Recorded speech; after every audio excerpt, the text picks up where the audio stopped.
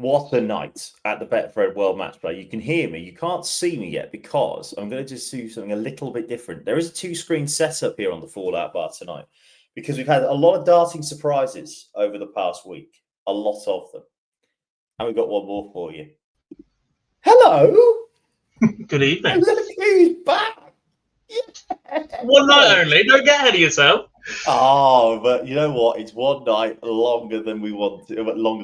No, I'm joking. It's great to have you back. How are you, love? Great to see you, Jack Garwood. I know. Been a while, hasn't it? Very, very much so. I love the fact that you're going with a full Scottish Sheffler look as well. So I'll be honest, my hair's a mess, mate. I've been working in the day, so it's been off while I've been watching. But the minute I got to stream, I was like, nope, that's going straight on. No, my hair looks awful today as well, to be fair. I need to get a haircut and a beard trim, but there we go. That's how exciting our lives get, ladies and gentlemen, children, and everyone else besides. This is the Fallout Bar from Online Darts, the only darts reaction show, as we break down everything that's happened on night 7 of the famous World Match Play. Where to start? Because both games were not what I was expecting. I'll follow you, mate. This is your gig nowadays. I'm so out of the loop. Mate, this is not my gig. I'm only doing this because Cam's in Prague, as we know. And guess who gets to deal with? Yeah, guess what we get to. Guess who gets to deal with him on Sunday when he's had 2 days on the bench. That is very much a me problem. But there we go. Very well welcome to everybody in the chat room. Let's just see who we got. Malachi's in saying, can't believe PB let these two in charge. This is what happens when he goes to Blackpool. We just turn up and just cause shit. That's what we do. Lou says, I normally listen to these at work the morning after, but it's class to be able to join live. So also welcome back, Gob. So love to see it. Great to have you with us live, Lou. Salesman says, where's Phil? He's currently in the media center trying to get an interview with Josh Rock. That would be my guess, to be fair. Also, Kieran says, good evening. It's Matthew Macy saying the dream team is here. Very, very good. Patrick Cav says, return of the OGs. God, can you... It's not even the OGs from here. It's from OGs from the On the Oki days. That's how long we've been doing this. A long time ago. I've unfortunately been in a position where I've been updating my CV recently, and I look back and like, Jesus, we've been doing a long time now. A long time. Yes, we're in the spirit of the PDC. We're going to do a Dave on Gezi. No questions on that. That's the rule in the chat room. No questions on that because we will not be answering them. Shelty also says, "Hi guys, great night of darts it was." And this is a great stat from James. The UK Open semi-finalists all made the match play semis. That's a real stat, James. And I was there working that tournament. I can't remember the fact that all 4 of them were the 4 involved. So really good stuff indeed. We will obviously preview semi-final Saturday at the World Match Play because, and I said this last night on the show, Gob, for me, it's the most special night of the week. Semi-final Saturday, 2 proper long format games. You get 2 utter classics most of the time. And it's just that thought of who's going to be in with a chance of lifting the Phil Taylor Trophy on Sunday. It's the most special night of the week. Yeah, 100%. Look, the final is great, but obviously sometimes it falls a bit flat. At least you've got a second game to bail you out tomorrow, haven't you, with the semi-finals? Like, you typically get one, at least good game, one tight affair in with the 4 players who got into that semi-final. You're not going to bet against 2, to be honest. They're good matchups. You know, in boxing, styles make good fights. Yes. Litler versus Gilding tonight was not a good matchup. It made for an enduring encounter, one that went the distance in terms of the scoreline, but in terms of aesthetically pleasing darts matches, that was not a good matchup. They didn't suit each other at all. Yeah, Clayton played, and Litler and Rock definitely will. Is this the first time that these 2 are meeting on the big stage? I think it might be. There'll be somebody in the chat room who will correct me if I'm wrong. I'm sure. I have entire weeks to prep stuff like that, and now you want me to do it in 10 minutes notice. Yes, correct. We never got it right. We never did. But I do genuinely think it's certainly the ones in my memory bank that I can't remember Litler and Rock meeting in a proper long format game. They may have met maybe a couple of times on telly. But I do think this might be the first time that we see them in a proper long format style game, which I'm all here for. This is the new generation. As well, though, it's that new generation. It is literally old versus new. And I'm not having having a dig at James Wade and Johnny Clayton, but they are two elder statesmen of the piece. Litler and Rock are this new generation that's going to take darts by storm. Thank you, Stephen. Not in a PDC major, but hashtag what's a major. We are not going down that road tonight. The Triple Crown is I'm saying that as a joke. I'm saying that as a joke. Don't give me a bars look on that. You know where I live, so I better shut up. Say Triple Crown once more, and you'll be doing the rest of the show on your own. Okay, that's fine. But yes, we will dissect those two semi-finals in a little bit. We are also hoping to hear from Josh Rock before we leave the air tonight.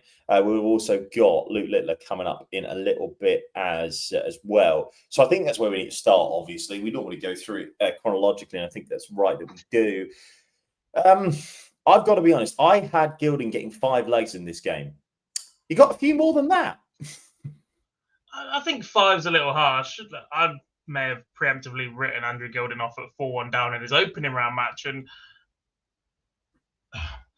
it feels like he hasn't quite been the same player since he won that UK Open. That would have been an opportunity there for him to kick on. When you look at and take a deeper dive at some of his performances this year, he's been a lot better. He's had a couple of decent runs, Euro Tour of late as well. So form is better. 4-1 down that opening round. I made the tweet going, he's not the same player, and it turns out maybe he really is.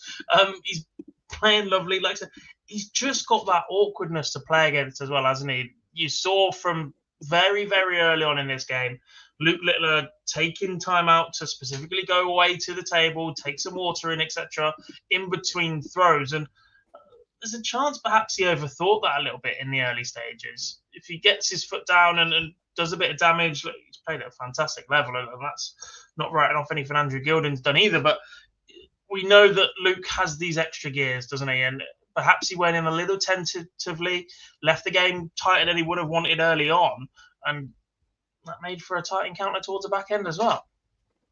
Yeah, I mean, this week though, I mean, obviously I was in the grand old Emperor's Ballroom on Wednesday, and I haven't seen Gilding play like that probably since the UK Open final. Obviously, he averaged just over a ton in his first round game against Heta. Then he hit a 104 against Dirk, and Dirk just didn't know what the bloody hell to do. And he's got an average 98 tonight over a it eventually turned into a best of 30 shootout. So the bloke obviously was having a week to remember in terms of the scoring. But, I mean, Patrick talks about it here. That 160, that whole period when Luke went 14-9 up, I think it was, and we all thought, okay, this is it. Here we go. This is the finish, if you like. 14 darter to get back into it. Then he goes and hits a 72. He then hits one of the most incredible 160s under pressure you are ever likely to see, especially with Luke sitting on top. So what would have been 15-12. Then he goes. He obviously was 15-12 in the end. Because he then won the next leg later. But then, off the back of that, he finds the 81 on the bullseye, and then he goes and hits the 127 in game to make it 15-14. So he goes and wins 4 of the next 5, including 2 ton plus outs. When you are at the brink of elimination, to do that makes me think that maybe this isn't a flash in the pan now for Gilding. Maybe this is what we're going to see for the rest of the year. Yeah, look, most professional dart players have these spurts and spells and phases where they can go and reel off multiple sub-15 dart legs over and over and over again. But to be able to do it under that pressure in a quarterfinal when you're both battling out to reach a semi-final for the very first time, in that situation is superb. And it does bode well for Andrew Gilding. Like I said, the question if he was the same player at the start of the week, now I'm looking at going, Andrew Gilding, if he stays on that form, is a threat to win majors this year.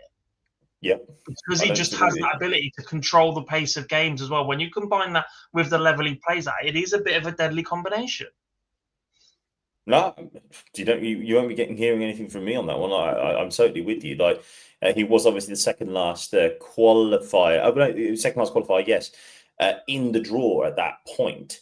But I think the key difference, if we look at it from a scoring phase as well, was the fact that Gilding had 28 140s to Luke's 12.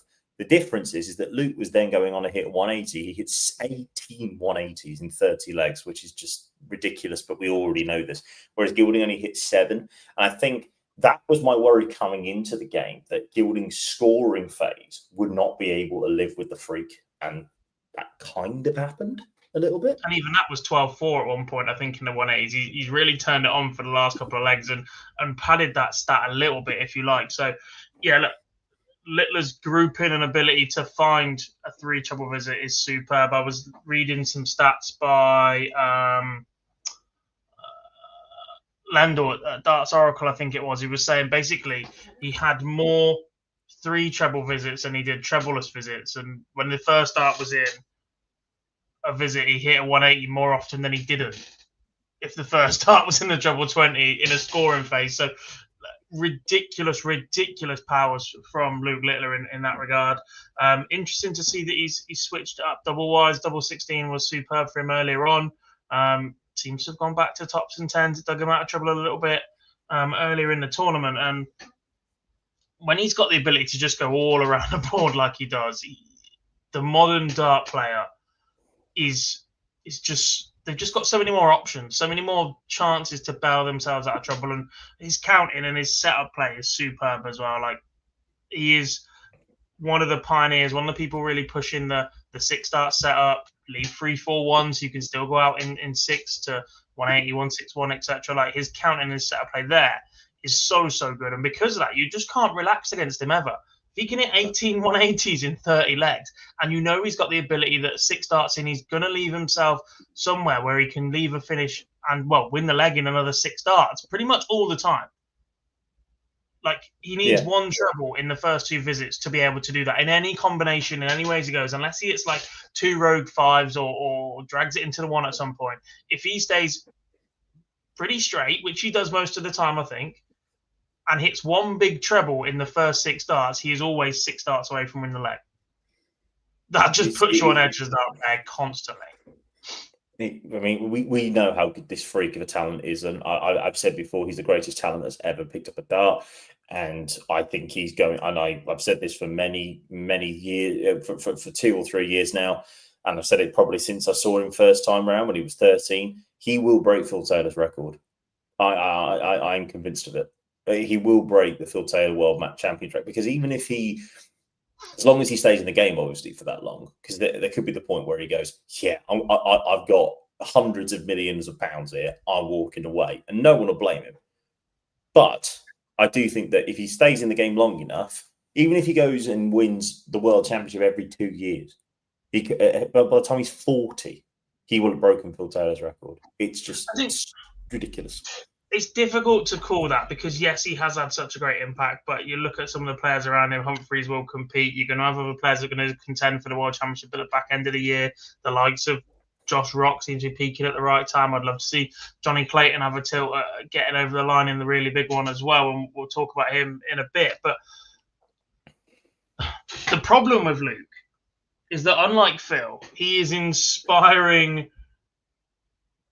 hundreds of thousands of kids to pick up the sport in this country.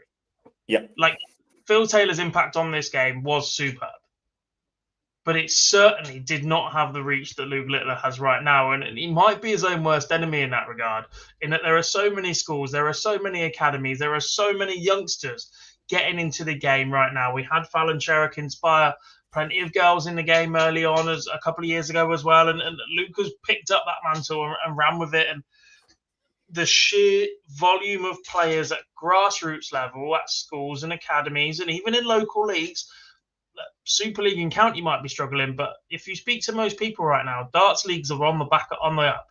Pub trade is struggling in the UK. And all right, this is admittedly very UK focused. Apologies if you're around the rest of the world, but I hope you're seeing similar. In the UK, the pub trade has been struggling for a number of years. You get some pubs that have pool teams, some teams that have darts teams, but typically darts leagues have shrunk over the last few years. Pool leagues have done the same, and they're on the rise again. Local leagues that I've been a part of, that I'm seeing, that I see on Facebook, etc., are continuously growing. Then you've got things like vaults, then you've got things like singles leagues, etc., all around the country, and they've never been more popular in the time that I've been involved in darts. in the last 15, 20 years. But this is the big thing. I want to jump on that quickly. We will hear from Luke in a second, because he made a 103.9 average look pedestrian again tonight. I would not have thought that he hit 103.9 with the way that the game happened and the way the game played. But I do want to touch on this. Obviously, we've been fortunate enough to go to Winter Gardens on a number of occasions, but I was obviously fortunate enough to go on Wednesday night, and I saw Litler play in that second game against Jermaine Watt-Meany, second round game. I have never seen the Winter Gardens with such a youth crowd. And that's not a criticism at all. And it's not a knock at everyone who's been going there for years and years and years, because they have done their time. They've supported this event probably since 1994. But I've never seen the demographic at the Winter Gardens. Everywhere else, obviously, it's mainly young people that go to the darts, but Blackpool has that special heritage and history.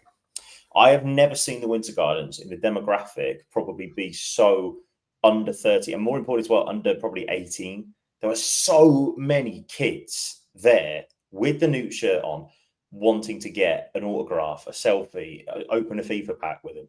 And we talk about the impact that he's had. And I mean, we could go on and on about this, but to your point, if he's inspiring those kids to go and do that, this sport it can further take off. It can. Is he a freak of a talent? Yes, 100%. If others are pushed and played to the same level as him at youth, the one thing that might stop people developing into the next Luke Littler is the pressure of being the next Luke Littler, because there is going to be a serious amount of pressure piled on hundreds and thousands of kids right now whose parents are living vicariously through their child in the hope that suddenly they can be a darts player and you can travel the world with them and blah, blah, blah.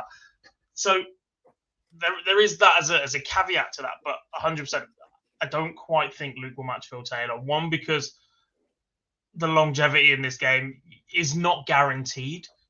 And two, because there are so many talents coming through. You look at the JDC Premier League this year, some of the averages and stuff that people have put in there. Some of those kids have got 5-6 years to develop before they're going to hit the Pro Tour. And they're already ridiculously scary. You look at some of the players on the development tour at the moment, and even players at the opposite end of the scale, right?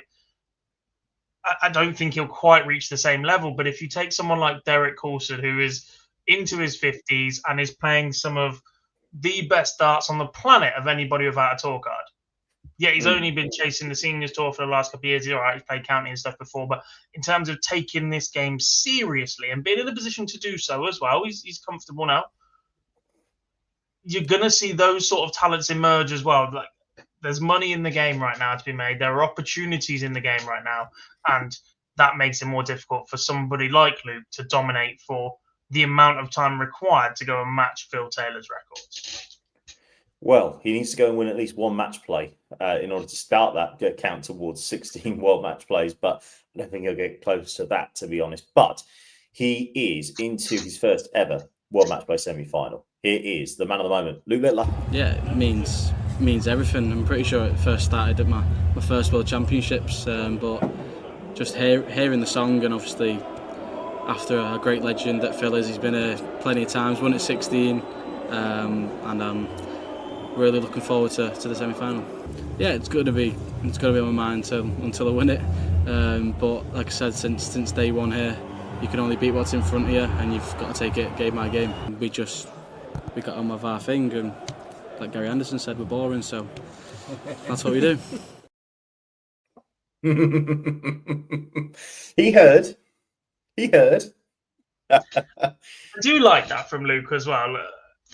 It would be very easy to go from the unrefined kid that was quite shy in interviews a couple of years ago when we had him at the very first Live Lounge live in Ilkeston at the Prince of Wales pub, to being just this polished, driven, coached, media-trained athlete and not give any personality. Quite easily go down that route, like you see footballers at the age of 19, 20, etc. Like you see golfers do the same. He's just got that little bit of, you know what, I'm going to have a bit of a pop back there. I'm going to show a bit of personality. I'm going to show a bit of fighting. I think he does it in a little cheeky manner as well. I quite like that from Luke. Yeah, Malachi, I did think at that point it was a Formula One car on his shirt, but that's another issue entirely. Different rules for interviews than playing.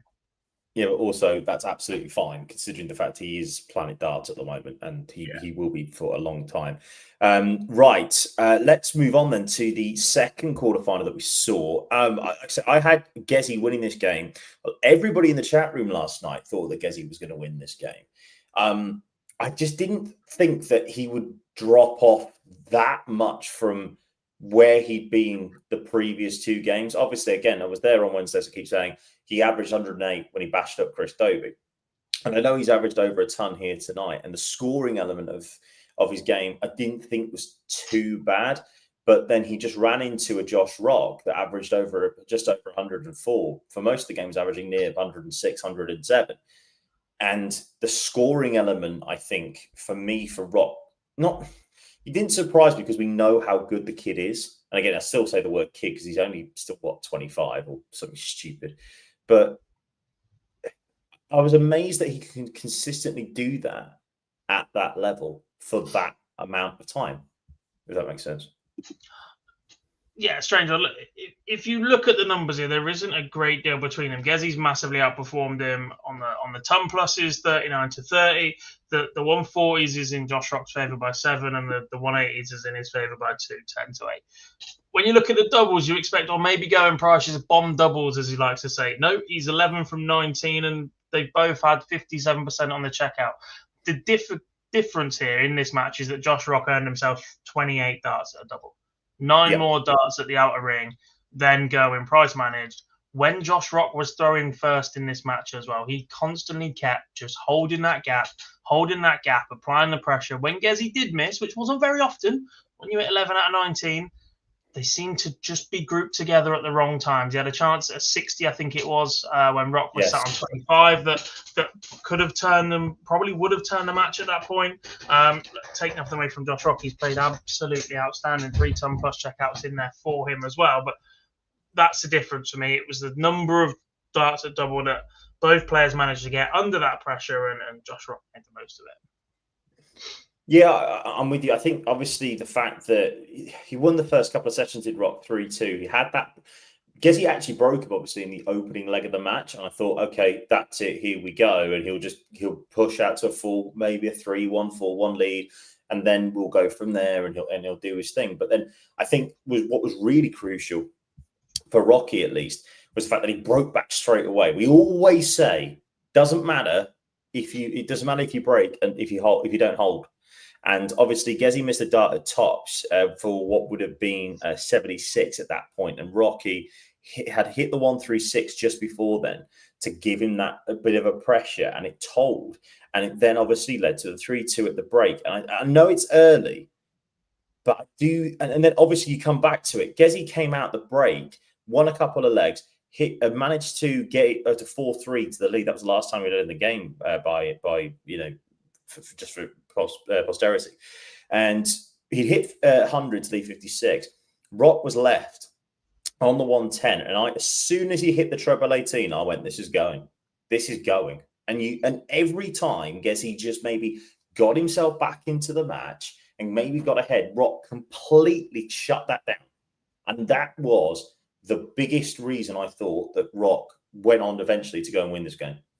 Yeah, like I said, he just managed the gap, didn't he? He had the advantage that he was throwing first in the match, I believe, and he just seemed to nurse that gap. Every time it got closed, pick up the next leg. He'd reopen it to 2 legs. He'd get that cushion again. Gezi would go level, he'd go bang, bang, break again. The timing just wasn't in Gezi's favour at all this evening, was it? Josh Rock was outstanding. Both players, like I said, averaged well over the 100, 57% on the checkouts.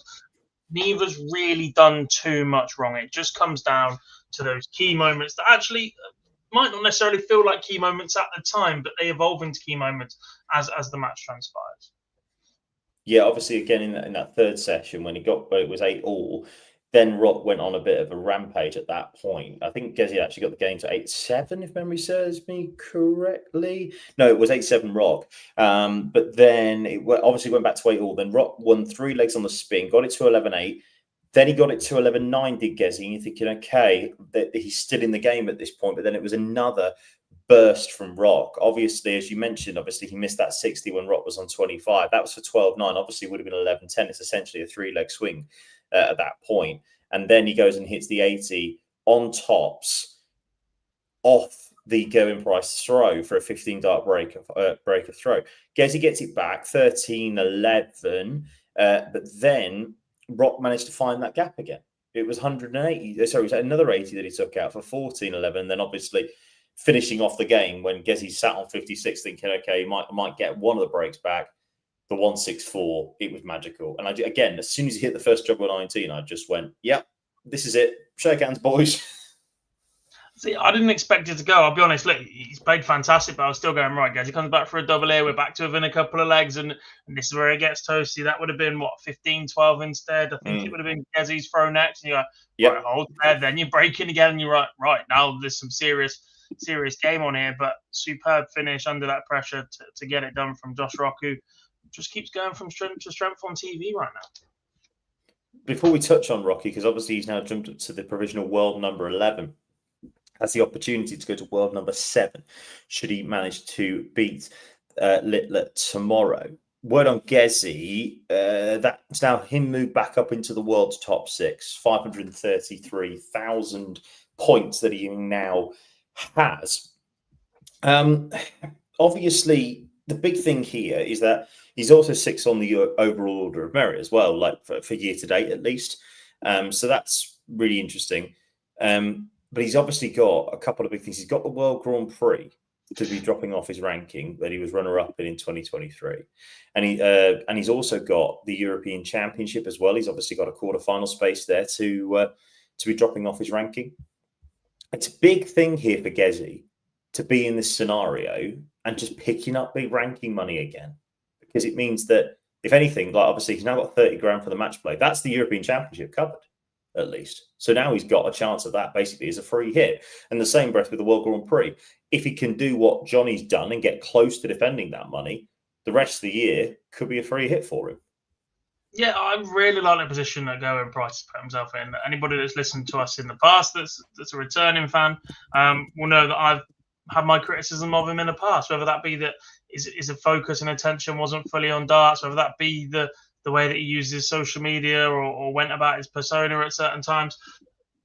I still feel like those criticisms were justified. Right now, he seems to be in a far better place. He's got all his business assets in place outside of darts. He's got his chippy, he's got his property investments. He's lost a bit of weight again. He seems to be taking it a little bit more seriously, changed up his training regime. And when he speaks and when he talks, he seems to be back to a little bit more jovial of a character, somebody who knows that he can go and compete and have fun. And every interview isn't, oh, this is so dull and this is so down and I keep bombing doubles. Look, he's looked brilliant. I tipped him to win it this week, which shows you how much I think he's come on in the last few weeks. That's the biggest surprise of the week. That's the biggest surprise of the week. Exactly. And I just feel like he's in a great position. He's going to be in contention for more majors towards the back end of the year. He's got the Grand Slam coming up thanks to that World Cup final. So he is going to be there at his favourite tournament. Who'd bet against him winning in Wolverhampton? Because he absolutely loves that tournament. He certainly does, 100%. Before we go and hear from Rocky, quick word on him.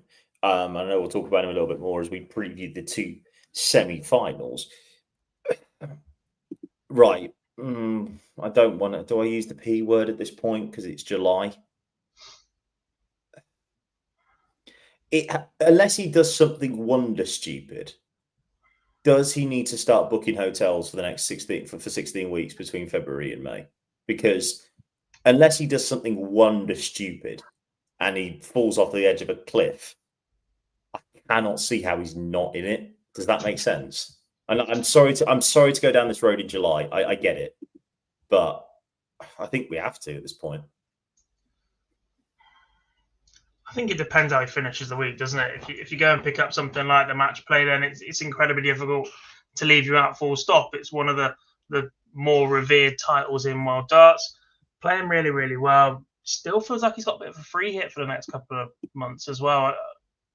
He had a half decent 2023 from memory. Is that the year he went into the World Championships as the former world youth said he was going to win the lot? Yeah. Looks great.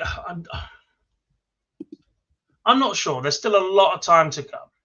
There's still a lot of darts to be played. And if there's still only 8 players in the field next year,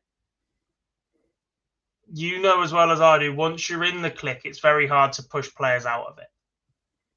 It is, but as MP always says, you have to make yourself unselectable. And at the moment, he is. So you have to make yourself selectable. You have to make yourself undroppable. And obviously, World Cup win, UK Open semi-final, now Matchplay semi-final. I don't, and Dan, I'm with you here. I don't know of the only other players I can think of, obviously, Litler and Humphreys, that I would be picking ahead of Josh up right now for the Premier League. Simple as that. Well, the top 4 get in automatically, don't they? So at the moment, that's Humphreys, Littler, Van Gerwen, and Bunting. James Wade is chasing down Stephen Bunting. So for the sake of this argument, I'm going to say James Wade makes the top 4 and Stephen Bunting sits outside of that. Yep, fine. Because then I can make a case that there's 4 players that would still get picked ahead of Josh Rock. What, you think Nathan Aspinall, Rob Cross, Chris Dobie, and Clayton? Stephen Bunting or Johnny Clayton. Oh, there's a contention for 5 there. Do you know what I mean? So they've been there, they've done it, they've played in World Series, etc. Yes, Josh has got a call up to that as well, which certainly shows some ambition. But Damon Hetter's playing in that. You've got Mike Decker in that as well. So look, options are still very, very broad for that tournament. I don't particularly like it. I don't like it. I'm talking about this early. I don't like the format, and I don't think 8 players is anywhere near enough to be showcasing the level of talent or provide a diverse enough range of fixtures and outcomes throughout a 16-week period. However, it's not great season, 100%. He is the sort of character they're looking for, young, fresh, scores brilliant, etc., plays at a really nice pace. But I think we need to see what happens when he has a bad event this year and how he responds to the one afterwards. That's the key for me, because there's still that element of chucking somebody and it going terribly for the first couple of weeks and it not paying off. It's good to have you back. It really is. Right, let's hear from the man who did defeat Gerwin Price. Here is Mr. Josh Rock. Yeah, well, obviously I played better than I did against MVG. It was a longer format, so if you're averaging 104 in a best first to 16 format, it's not easy to do. So, but I don't know why I felt more relaxed against Gezi, because I think I knew what he's been doing all year compared to MVG, which isn't like MVG. Everybody knows he's 3-time world champion for no reason. So I think when I played Michael, I felt under more pressure because I didn't know what Michael was going to turn up. And Michael did turn up and obviously got the win in the end, but I knew what Gizzy was going to turn up the way he's been playing this year, and I'm just grateful that I played my game. Me and Gizzy got on absolutely fantastic. He proper squeezed me and said, "Josh, well done son, you played absolutely fantastic, and I really, really wish you win this tournament because you deserve to win this tournament." And like, my heart went into my mouth for a second when he said that, but yeah, he said a lot of nice words. Shows you just what change Gezzy's had, because if that was if that was 2 or 3 years ago, he'd have probably stormed off stage realistically because of the fact that someone's outplayed him. But the fact that he's gone up to Josh there and said what he said, I think is just shows you the class of Gezzy, if that makes sense. Yeah, 100%. But if I'm Gerwin Price's international teammate, I'd be on the phone right now going, "Oi, what do you mean you want him to win? You want him to win?" Johnny Boy will not be too impressed with those words. The only thing I'd say is that, Josh, I love you, mate. I think you're an absolutely quality darts player, but I've tried. I really have tried. Change the fucking shirt. Seriously. It is awful. And I'm sorry for swearing, but God almighty, it's terrible. Behind it and what they wanted to create. The execution, 1 out of 10. Bobbins comes to mind. But it doesn't matter because he's going to be playing on one of the most special days. One of the most special days in the darting year. There are 4 that I look forward to every single year. Top of the tree, nothing can take it, is day 1 of the UK Open because of just the utter chaos that it is. Second, just behind in second, but it is a distance, is quarterfinal day at the World Champs. 4 long games, best of 9 sets. You normally get 4 unbelievable games. Then there's quarterfinal day at the World Grand Prix as well. But semi-final Saturday at the World Matchplay in that venue, I've been fortunate enough to do it a couple of times. It is just sensational. On that night, on the final Saturday of the Matchplay, when you get everybody up there and just the vibe in Blackpool afterwards as well, it's just superb, man. And I mean, I know you know this. I know I'm preaching to the converted, but it's just I'm so gutted I can't go because I've got to go to fecking London the next day. Otherwise, I would have probably tried to get tickets. I know. There's the world's smallest violin, but there is just something ridiculously special because it's the best 4 players, obviously, of the week that go on and meet in that semi-final night, and just the atmosphere, the buzz around Blackpool on semi-final Saturday as well, the build up to it. If you get into the pubs a couple of hours beforehand, there's a lot of people in there who have been suitably lubricated all day as well. It's just sensational. Plus, no one has to go to work the following day. Yes, correct. Well, no, some people do, but they're normally in the darts press room. And it changes the fact that because on a Friday now, this is now a trade secret here. This is now the night that all the darts journalists go out for a beer afterwards because they can't go out Saturday because they've got to go in for the women's on Sunday. So there we go. Right, semi-final day at the match play. Then looks like this first semi-final will be James Wade against Johnny Clayton, and then the second semi-final will be Luke Litler, in fact, against Josh Rock. Spoiler alert again, as I said to you last night. I love the fact that Sky is starting to do a half-second build-up, and then 8 o'clock, the players get straight on. More of this. It gives the broadcast a chance to breathe. It gives Wayne and John and Mark in the studio a chance to properly make a point without a producer going in their ear going, we need to get the players on, wrap this thing up, right? So we need to have more of this. More of it. Thank you very, very much indeed. You can't lose this. A word on the broadcast this week because I've watched a fair bit, considering that I haven't seen a lot of darts recently. Somehow, it looks great. The studio looks fantastic with the open back. I think that adds just something visually to it. That the chairs is something that a little bit different, isn't it? They've mixed up the height and the way that they've done it. And even tonight and last night, instead of going off for every ad break, one of the comfort breaks was straight to the studio for a discussion between Emma and the pundit. Really good. Love it. And I don't know the name of the new exec producer at Sky, but whoever it is, well done. Like it. Really, really enjoying the coverage indeed this week. Right, you can't lose in this first semi-final. To be fair, James Wade against Johnny Clayton. If you'd have told me that at the start of the week, I'd have gone, okay. I'm not surprised. I wouldn't be sorry. I'd be shocked by that, but I'm not surprised. Does that make sense? Yes. So, yeah. Where's this game won and lost? Then chat room, you know the drill. First 17, get your score predictions in. We'll read some out. But where's this game won and lost? In the opposite place to where the next game won and lost. This one is purely on the finishing. James Wade is a tops and tens master.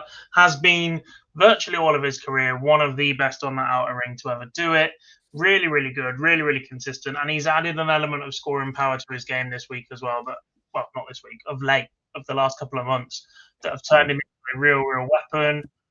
Fantastic record. This is his 10th quarterfinal or better. In 20 semi-final in 20 years. Semi-final in 20 years. Which is staggering, by the way, absolutely staggering. And I think 5 of those 10 failures were in like an 8-year period as well, where he just had a bit of a dip and he's gone, nope, we're straight back to where I was now. Really, really good. As for Johnny Clayton, really, really big on Johnny's game right now. I've been tipping him as a major winner recently. He's certainly in that stupid fucking roadshow conversation we were trying to have earlier as well. Looks fantastic. The setup, I agree with what Wayne Milder's been saying at the start of the week as well. He looks so assured. His darts are going in at the same angle. There's a consistency to his game. He's got so much control over the dart, which you don't typically associate with Johnny Clayton playing darts. He used to have a couple of wild ones, a couple of little flicks out the hand. So yeah, this one is one on the outer ring. And as much as I'd love to see Johnny Clayton go on and pick up this title, Wade's had plenty of success here in the past. If it comes down to a shootout on the outer ring, then I just simply have to go with James Wade, I'm afraid. Well, I said this for a while. We all know James's MO, and certainly in the last few years, it's been win the ball, win the first leg, win the second leg with the break, win the third leg. You're 3-0 up, you're in control. And as I said before, you then have to try and break him in 12 darts, which is not easy to do because he very, very, very rarely gives you a fifth visit to the board. He doesn't do that very often. Plenty of split in the chat room at the moment. Alice has gone 17-13. Johnny, Kieran, good evening to you, mate. 17-14. Wadey, which is interesting. We've got Wadey 17-13 for James. Clayton 17-13. Paul. Malachi's gone 17-14. Wade 17-14. Bob's saying 17-14 as well. Maximus giving Wade the win. Clayton 17-4. A lot of people thinking it's going to go over 30 legs, which I'm sort of here for. Lou's gone 19-16 to Wade. I'm going to guess you mean 17. But yeah, okay. I can see it going to extra time. Patrick's gone 17-12. Clayton 17-13. Johnny for Matt. Dan 17-13 to Wade. Scott 17-13 to Johnny. And Alistair 17-13 to Johnny. Chelsea's also gone 17-14 to Wade, and Matt 17-12 for Wade. I don't think it's going to be that easy a win, Matt. I'll go first on this one if that's all right. I am more impressed this week. This is what I'm basing my picks on. I'm more impressed with how James Wade has played this week. He's been absolutely sensational. Johnny had a really good performance against Stephen Bunting, and a really good performance, and no one can take that away from him. But I think the way that he played against Decker wasn't great, and I don't think he performed that brilliantly against Shindy as well. So I've been more impressed with the way Wadey's been playing. 10-3 against Cullen. And then he obviously won 11-5 against Vessel. And then he managed to get through against Shan Van Beek, which was 16-13. But it could have been a lot easier than that if he'd actually turned up on the outer ring for the first 5 legs. So on that basis, James Wade wins this, but I'm going to go 17-14. I think he'll have that one break that he will just hold on from there. I'm going to awkward. Slight race, but it's done early. Wade wins 18-16. 17-15, you mean? No, because that's too clear, doesn't it? Yes. You're going extra time. And then Wade wins 2 clear. Oh, yeah. You're going extra time. Okay, fair enough. Okay, all right. Well, I mean, I'm sort of here for it, but yeah, 100%. Okay. Wading to another match play final. Phil Bars will be the happiest soul in Blackpool. Right. We are going to move on to the second semi-final, and it is that matchup. It is another matchup of young talent that we are going to be seeing for the next 10, 15 years, probably towards the top end of this sport. And that is Luke Litler against Josh Rock. I can't wait for this. I cannot bloody wait for this. You talk about styles making fights. The two of them are so similar. They are. They've shown their feisty side this week, haven't they? They've shown their youthful exuberance. They both play the game at a cracking pace. I actually think playing against Josh Rock is going to suit Luke a lot more than playing against Andrew Gilding did. And as fantastic as Josh Rock has been, and that's despite the fact that he pulled off a comeback against Michael Van Gerwen in the previous round, the only way Josh Rock wins this game is front running. He does not beat Litler from behind for me. Luke's been pushed in all manner of ways this week, hasn't he? He's been massively behind to Jermaine Mortamania. He's been chased down by Andrew Gilding today. I just think tomorrow is the day when perhaps he puts it all together that little bit more. And because of that, I'm going to say Luke wins this one 17-11. I think it's quite wide in the end. Just looking back on it, by the way, I just want to go back to the semi-final. The only time that these two have actually met in a ranked major, they've only met once before James Wade and Johnny Clayton, and Clayton won that match. So that can be quite interesting, do you know? I'm trying to work out which one that was. It was the European Championship in 2019, and Clayton beat him 6-0. So they've never met over a long format route. So that's interesting. As I say, Litler against Rock. First time we're going to see this on a PDC major. I hear what you are saying, my friend. I hear what you are saying. However, I have been seriously impressed with the way Josh Rock has played this week. Yes, he played against Van Gogh, and the way he turned that round was sensational. I haven't yet been impressed by the first 5 to 10 legs against Ryan Searle with Luke Littler.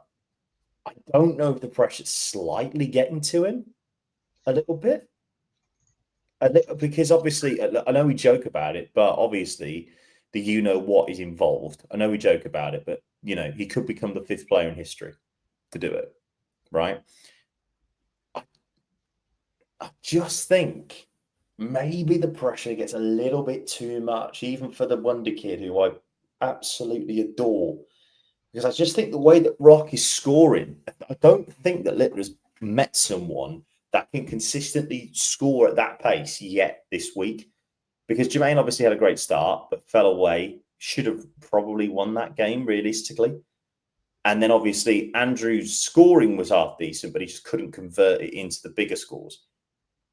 So I think Rock wins this for me. I'm going to look very silly, I know, but I think Rock wins this.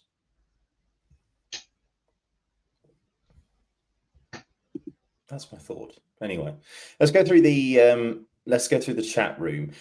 So we've got Littler 17, Rock 15 says Malachi. 18-16 Rock to Patrick. Yeah, I'm not disagreeing with that. I think it will go to extra time. I actually think it'll be 19-17. I think it will go to extra time. But if it does go to extra time, I do think Littler has the edge just because it just knows how to win big games. Littler 17-14, Rock 20-18. That's Lou and Paul, respectively. Rock 19-17, same score as me, Maximus. Scott saying Littler 17-13, Littler 17-14 for Alistair. Littler sudden death. We haven't had sudden death in the match play for a long time, I don't think. I can't remember the last time we had a sudden death at the match play. So that could be quite interesting. 17-10 says Colin was probably involved. More than likely. 19-17 says video Smith Rock. Andrew's going with 2 9-darters. What, for Littler, both of them? No, I don't think so, but I'll be here for a 9. Also, shows in 17-12 to Littler. Bob 17-13. Littler 20-18. Yeah, if it does go that long and it goes to extra time, I think Littler is definitely fav, 100%. But I do think that Rock at 2-1 is outstanding value. Great value, 100%. But there's a lot of people there giving Rock wins in overtime and tight. I genuinely think if Josh Rock is going to win this game, it is by a 4-leg margin or more. He's got to hit the front. He's got to apply the pressure to Littler. He's got to miss a couple of darts at double here and there. He's got to break down to double 5, which isn't his favourite, or get pinned up in 16s and 8s where he has been a couple of times this week, and then Josh will punish and take advantage of it if Josh Rock is going to be successful in this game. If it's tight, then I just don't see Luke Littler losing this game, no matter how good Josh Rock has been this week. No, I'm totally with you. I know I'm giving Rock the win in OT, but I just think that if it does go to overtime, that Littler will just get through it because that's what he does. Dan asked, before we go, is the fact that you're unimpressed by Littler because expectations are so high? Not really. I don't have that sky high expectations for Littler because I just see what he's done, and I've known him. Well, I've watched him. I don't know Luke at all that well personally. I know his dad a little bit because obviously he's been with us at the channel for a long time, and he's an absolute top man. Absolutely, Anthony is. But it's not that I have sky high expectations for Littler because you cannot be bashing in 110, 115 averages the entire time, right? That's just not how darts works. But I do think that Rock has been more impressive in the way that he's won games. Like Littler had to come back really well against Watamina, and against Gilding, he almost let it slip. I don't think there's any real danger at any point, but he almost did let it slip. Obviously, the first game against Ryan Self, he was absolutely sensational. And, averages are only a guide. But I just think that the way Rock's been playing and the fact that he's obviously won the World Cup, first major title, he made these, first televised title, I should say. Then he also made a UK Open semi-final, just starting to build a little bit. And I just think that I'm not saying this is a once-in-a-lifetime generational clash. It's not, because we'll see this about 1,700 times, probably loads of times next year in the travelling circus. But I just think that if Rock can get over the line here, I do think it sends a huge message that you're not the only wonder kid on the block, mate. Remember a couple of years ago when we said that he's we don't want to put too much pressure on him, and people did put a lot of pressure on him to do a Rob Cross at the time. I just think that maybe it is his time. Maybe his name's on the pot with the way that he's playing at the moment. Maybe he's clearly had a lot of things going off the hockey in the last couple of years. They seem to be cleared up. Signed with Target as a manufacturer, got his management issues sorted as well. He's just able to focus on playing darts now, and it's paying off for Josh Rock. I think the fact that he exists in a space where there is a Luke Littler and there is a Luke Humphries, etc., has allowed him to be that little bit freer as well. As you said, there was a lot of pressure on him a couple of years ago. He himself was talking it up as being the first player ever to win the World Youth Championship and then go on to win the big pot as well a couple of months later. I just don't think he's going to make those mistakes in the media or put those targets on his own back now. He knows he's playing well. He knows he's playing really good darts. He's building some half-decent friendships, as you've seen with the likes of Gerwin Price. Not rubbing players up the wrong way. He's just able to go about his business. I love the fact, by the way, that he was looking to be the first person ever, and now for the last 3 years, we've had someone who has won the World Youth and won the World Championship as well. Michael Smith, Luke Humphries, and of course, the boy wonder. It should be a really fun night, and it has been a really fun night chatting with you, my friend. Thank you very, very much for joining us. It is an absolute pleasure to have you back on the channel. Pleasure to have you back on the channel, mate. Really, really enjoyed that. Thank you very, very much to everybody who's been with us live in the chat room, whether you've been on YouTube or Facebook or any other platform watching us back. Thank you very, very much indeed for your support, as we always do. Remember, please like and subscribe to the channel as well. It really does help the algorithm. So massive, massive thank you for anybody who's liked this and anybody who's found us throughout the World Match Play. We are now down to 4 in the World Match Play this year for 2025 after Luke Littler managed to avoid getting the gold finger by Andrew Gilding. A 16-14 win for the Nuke sees him into his first Match Play semi-final, and Josh Rock avoids the freeze in the Red Hot Winter Gardens as Rocky defeats Gerwin Price by 16 legs to 11. Tomorrow, then, semi-final Saturday, the most special day of the tournament. James Wade, Johnny Clayton, first one up just after 8 o'clock. And then after that, it will be Luke Littler against Josh Rock. And then after that game, we'll be back here dissecting it all on the Fallout Bar, semi-final Saturday, and then looking ahead to the second biggest event of the year, the World Match Play Final. Who will be walking away? 32 came, only 4 remain. Thanks for your company here at Online Darts throughout the week, and we will see you for one final Fallout Bar tomorrow. From us all, take care. Good night.